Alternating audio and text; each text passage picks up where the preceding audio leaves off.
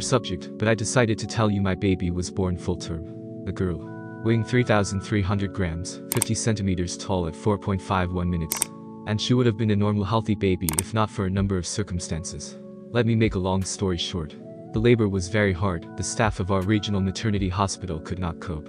The cervix did not open for a long time, stimulation did not help, I was in labor at 5 fingers opening. They cut me open all over, but it was too late. The baby was born with severe hypoxia.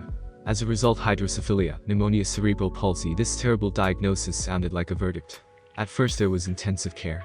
My baby was lying under a ventilator and could only move his hands slightly. I cried.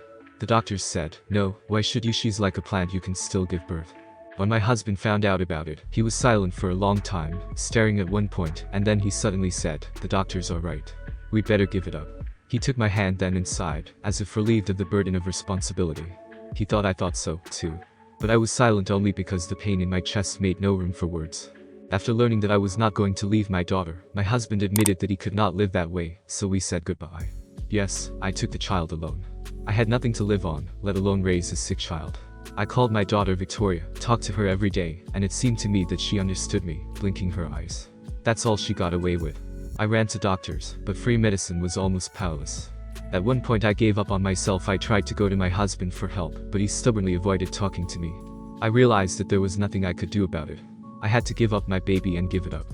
Better to leave right away. I opened the front door so people could come in, opened the window, and climbed onto the windowsill.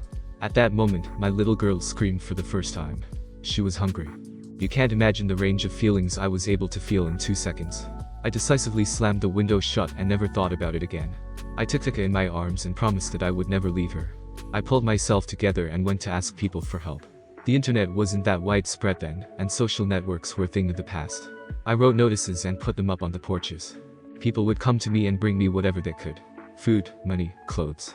It was possible to live, and we quietly began treatment. After a while a man came into our life. As I remember now, he came and brought us a huge doll and 10 million rubles, at that time not much, but not less. He talked about how he had always dreamed of having a child, but that he and his wife had never made it. She accused him of being insolvent and left. And he came to us and looked at my little girl with such awe. Not like the others. Special. He came more and more often and always with gifts. Soon we fell in love and began to live together. He worked and I took care of our daughter.